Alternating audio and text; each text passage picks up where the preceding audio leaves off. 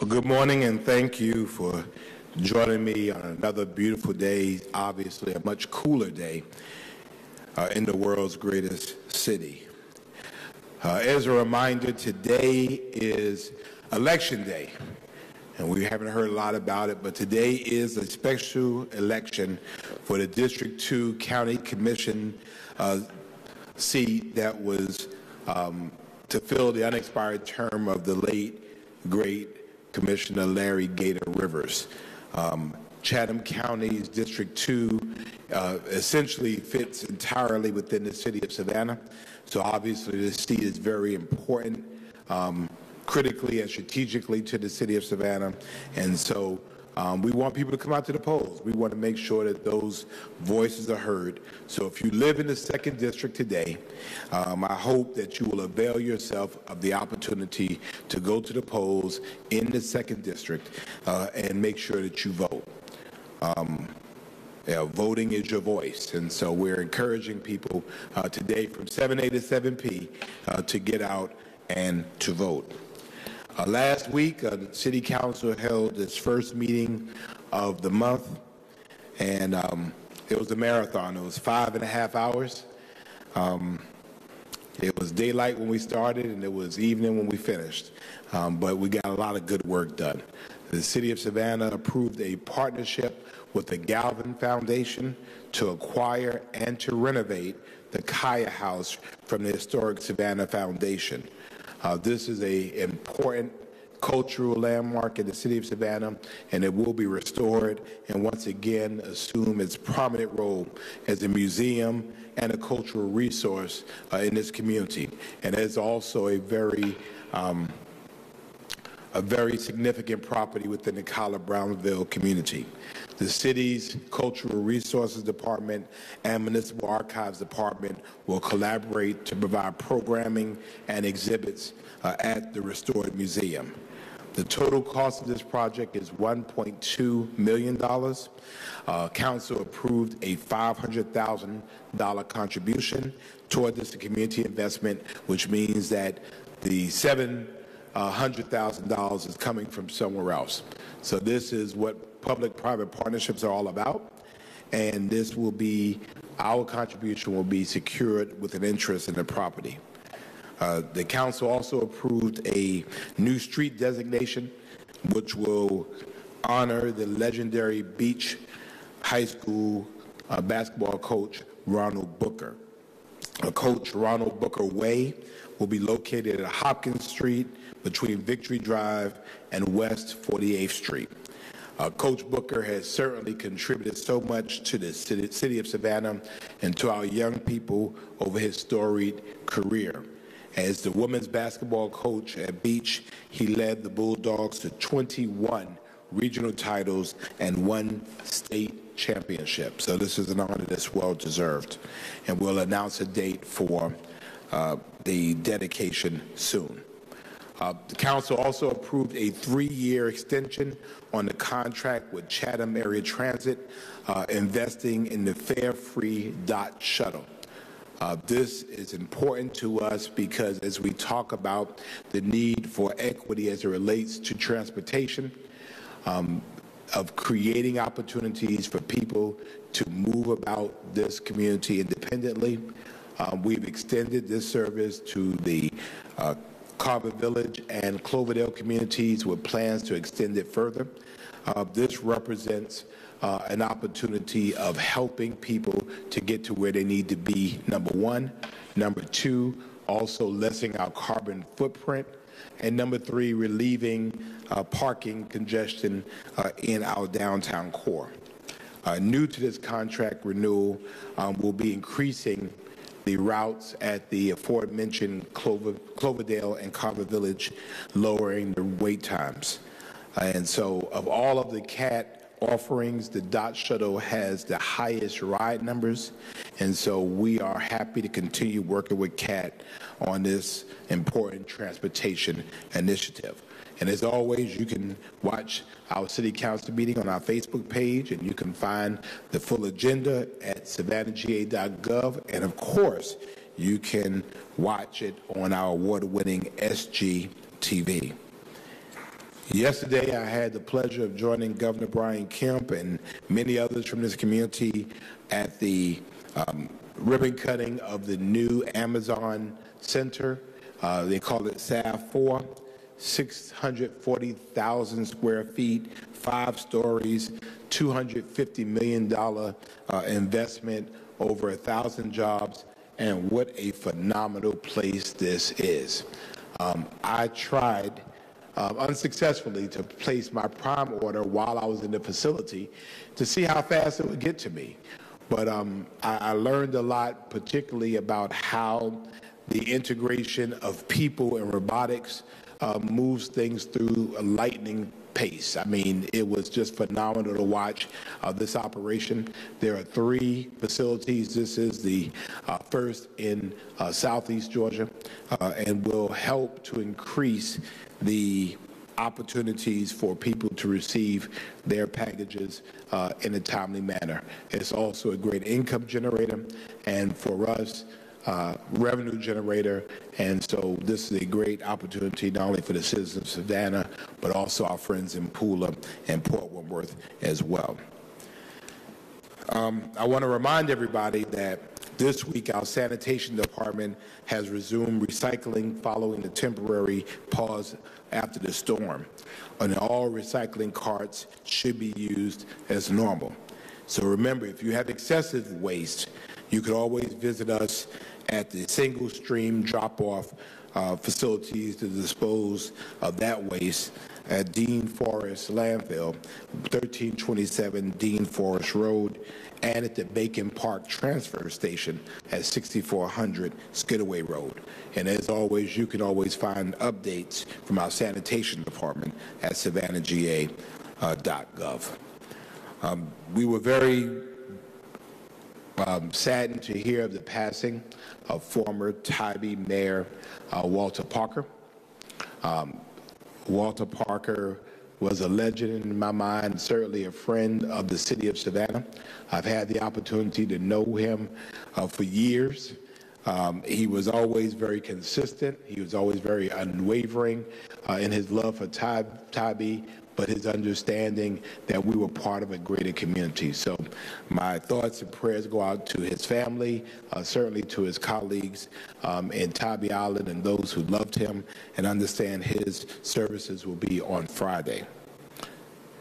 And may his legacy be a blessing. I'm also happy to announce that beginning September 26, qualified homeowners in Savannah will have the opportunity to apply for solar panel leases through the city's participation in the Georgia Bright program. Georgia Bright is a discounted solar lease program for low to moderate income homeowners in Georgia that will save homeowners money on day one.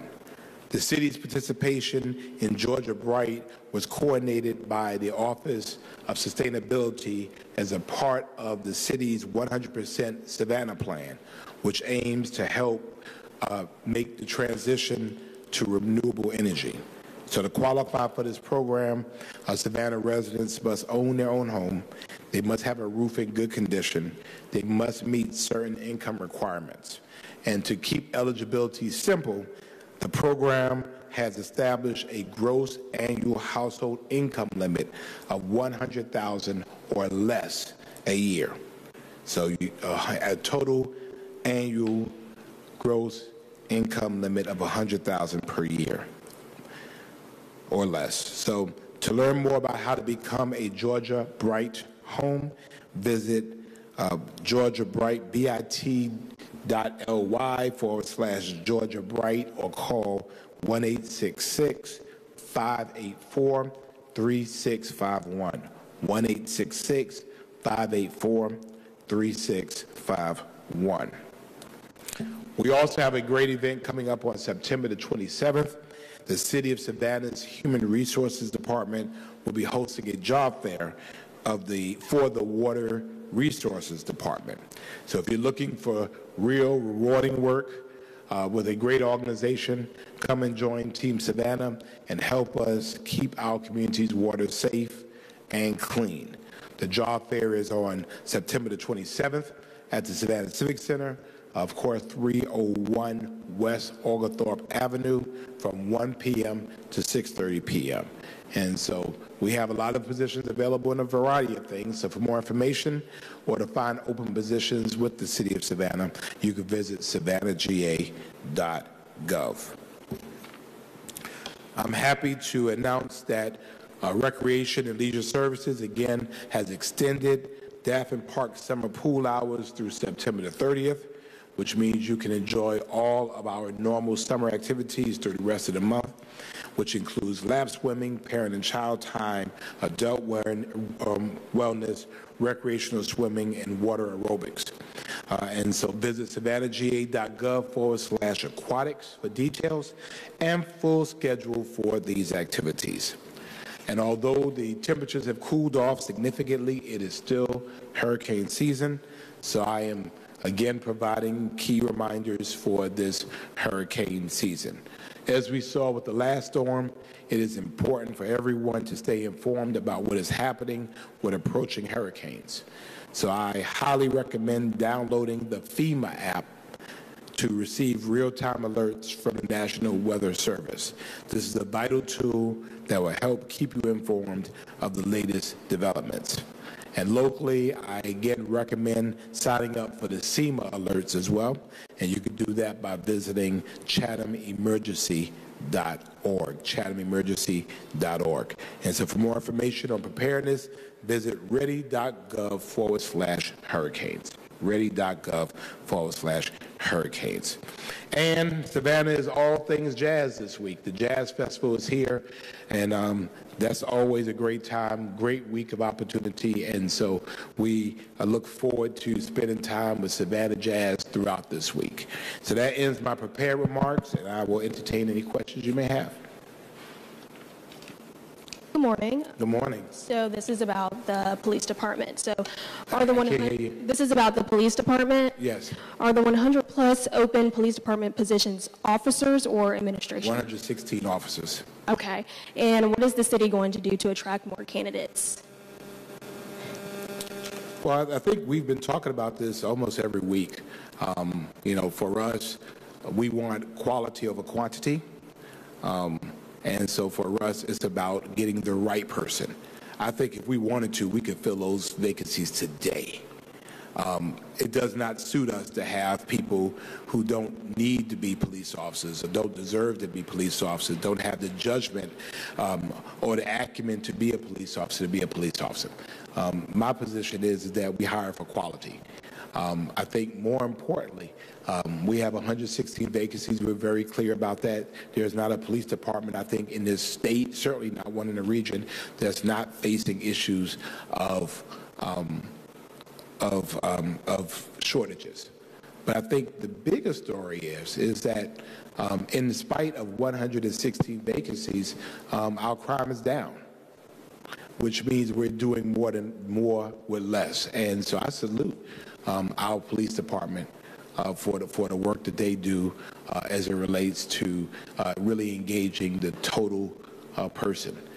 We've had events of officer-involved incidents. We've had none of those this year. And so, again, to Chief Lenny Gunther and to Assistant Chiefs Adams and Gavin and to team at Savannah Police Department, I think they're doing a great job. I mean, imagine that, 116 vacancies, but yet still the result is happening. And so we'll continue to hire, but we're not going to just put police bodies in police uniforms, give them a gun, a badge, and a car. It doesn't make sense to me. Good morning, Mr. Mayor. Good morning. Can you speak to how important the preservation of the Kaya House is to residents, especially those who have been here for generations? Certainly. Dr. Virginia Kaya was renowned in terms of the cultural fabric of Savannah. And her house, for those of you who have seen it, is a majestic building in the middle of a community. And so she used it not only as a residence, but also as cultural space. And so this building, after her death, fell into disrepair. And we took great lengths to be able to not only preserve it, but to also revert it back to its original use. This is an opportunity where we talk about public-private partnerships, that the City of Savannah helped to leverage that. So we made an investment to it. The Galvin Foundation, thankfully, is kicking in most of the money, but the end result is that the City of Savannah will be able to use this as cultural space for our community. This is how we preserve our community, preserve our cultural resources, and also protect our physical resources as it relates to buildings in our area. So this was really exciting. I was glad to, as we were negotiating it, I couldn't hold my peace, and I didn't want to say anything because it was really so exciting because you know, this building would have gone away or would have been used in a way that was not, was not consistent with what it was designed to do or what it was used for. So I think in this case, it was the best of all worlds. So in regards to the Georgia Bright program, why is it important for the city to invest in expanding access to solar energy to neighborhoods that wouldn't usually have access to that? That's an excellent question. And so you've heard me, particularly when you talk about 100% Savannah, that the equity piece is you have to make sure you bring everybody along. Solar, energy efficiency, lessening our carbon footprint should not be just for the quirky or for the scientists or for the rich and famous. The fact is that those that are in cost-burdened households, those that are financially disadvantaged, they have to be able to take advantage of it because they're the ones who could benefit the most from it. And that's in weatherization, that's in solar. To have a cut in your electric bill by using solar means that you have the opportunity to have more money available to use for other stuff. So you're not as cost burdened as you were. So again, we've been serious about leading not only in the state but in the nation as it relates to our municipal activities, as it relates to sustainability. And we have a phenomenal sustainability office, and we're leading in this. And so we've said we were going to bring everybody along, and so that's what we're doing. Thank you, sir. Thank you. Morning. Good morning. I just wanted to follow up about this ordinance you said you were planning to introduce as it relates to proper storage of guns Yes. and cars. You said you hope to do it within 30 days. That was more than 30 days ago. So what's the status? Still working on it. You have an updated timeline about when you plan to introduce it? No. What do you think about like the pushback that you've gotten on it? I mean, if you want to push back on it, lock your car, secure your gun, and push back all you want to. If you are doing the right thing, this does not affect you. I've heard from people across the state, and I'm like, this has nothing to do with you. Why are you worried about it? At the end of the day, we are charged with doing everything we can to keep our community safe. We know we have over 180 guns stolen from cars, most of those from cars that are unlocked, many of those from in incidents that are not reported. And so my bottom line is the data is driving this. And so people threaten to sue, let them sue. I'm going to do all I can to protect the city. And so if you lock your gun up and you secure your weapon, then you have no problems out of me or this ordinance.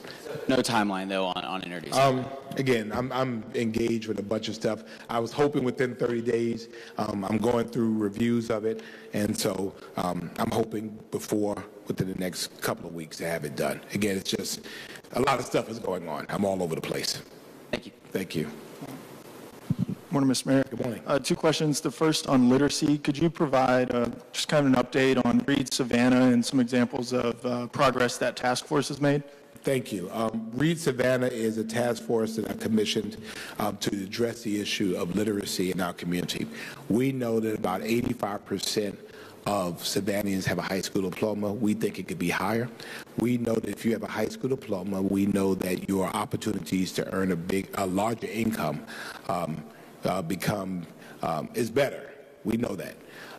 And so we also recognize from our real task force report, racial equity and leadership, that 15% of third graders read at third grade level, which means 85% of them don't, which means that at some point, if they don't catch up, well, that's when you transition from learning to read to reading to learn. If you can't learn to read by third grade, you can't read to learn. And so if you can't read to learn, then everything else is kind of jacked up. And so literacy is important for us. We're not the Board of Education, but we know it affects our bottom line. So this wonderful task force of dedicated literacy professionals led by Dr. Zelonia Williams has been engaging not only with our libraries, but our public school system and helping find ways to help promote literacy. Dr. Denise Watts is here now as superintendent of the Board of Education for Savannah and Chatham County, and her North Star is literacy. So it fits really well. And so we hope to support her in her efforts to do what we can to make sure that people are able to up their literacy skills and able to live their best lives. And relating to tourism, during your time as mayor, how do you feel the city has balanced residential life and tourism downtown, and maybe point to any city initiatives or programs y'all have passed to contribute to that? It's a difficult act. It requires constant recalibration. This city continues to do well and break records on the tourism front, and I'm supportive of those efforts. However, our downtown is also where people live, and we have to respect that and balance that as well. I've often said everybody wants to visit Disney World, nobody wants to live at Disney World. And so what I have proposed and plan to do is two things. First is that we need to have a quality of life, for lack of a better word, task force to really deal with the balancing of tourism and business activity with the residential activity, not only downtown but across the city. And then the second thing is we need to expand our services. We have to become and act like a 24-hour city. Right now, we really don't. At 5 o'clock, basically, city services kind of go away. I want to have a full-time government, 24 hours a day, 7 days a week. I want to have somebody in charge. I want to have police services, code enforcement, sanitation, all of those city services available to be able to address issues as they come up. And that is something I think that will help with the livability piece, because some people, oh, well, we know nobody will be here till Monday, 8 o'clock, so we'll just do what we want to during the weekends. And that's not. I mean, we have a responsibility to people who live here. And so I'm hoping to continue to lift that, but I think more importantly, the communication between our business community, our tourism community, and our residents, and the city can be a convener in that. You know, either y'all work it out or we'll work it out for you. It's worked pretty well in the past. Thank you. Just to follow up on that, I mean, just talking about the Nightlife Study that came out earlier this year, shortly after you kind of said the same thing, that you want a 24-hour government. I mean, where are you guys in terms of implementing those suggestions, those recommendations that came out in that study? Well, I mean, to be honest with you, I mean, we got the study. It didn't tell us, to me, nothing new. And unfortunately, in my mind, it didn't really talk enough about the residential aspect of it. I mean, talk about the business stuff and the stuff that we already knew, stuff we've already publicly talked about. You know, so I think we just have to do, you know, it's like you have to eat the meat, spit out the bone with the report. You know, some things will be helpful. Some things we know to do because it's the right thing to do, and the report just exemplifies the need to be able to do it. Again, you know, we're not Mayberry anymore. Our city takes on a different character after 5 o'clock. And on weekends and downtown and across our city, it takes on a totally different character. So we need to have a government that is a nighttime and weekend government to make sure that the services that are needed during the daytime are retrofitted and appropriately matched for the evening activities. And so, we've heard from people saying, hey, I've called, I couldn't get anybody. And that's not what, we want 311 to be 24 hours where you call, you'll get somebody on the phone. Again, someone from our bureaucracy that is actively out and about, seeing stuff, addressing issues. If it's a sanitation issue, we address it on the spot. If it's a code issue, a business operating, not operating properly. If it's issues of alcohol or alcohol licensing, we're able to address that immediately. I think that is how we transition to the 24-hour city we are now, but how we also address the livability issues, because we know that we have sometimes some habitual line steppers that will step over the line because they know nobody's watching, and so that is how we help to address the livability issues. I think if we're more vigilant, if we have more boots on the ground, we have more eyes in the field, that helps with creating the more livable community that our residents expect. And that's not just downtown. All of our neighborhoods have different characteristics, and so you have to address those characteristics. River Street right now is different than River Street on Saturday nights. And so we have to recognize that, and we have to address it in that way. That might mean, closing some streets. That might mean having more staff walking. I've been a proponent of, we used to have what was called an ambassadors program, where people were out and about. These were extra eyes. Sometimes you don't always need police. Just need people who can see, recognize it, and I need to call somebody, see what's going on. We have to make much better use of our technology that we have. We have cameras all over the city. 24 hours, we need to have somebody watching every single camera. So again, I just think there are opportunities here. We have the wherewithal, we have the expertise, we have the will to do it. We just have to implement that. And I think in that, we'll be able to achieve both. All right? All right. Well, thank you all so much. Enjoy this beautiful weather. Enjoy some good jazz this week. Buy you something from Amazon and keep being Savannah strong.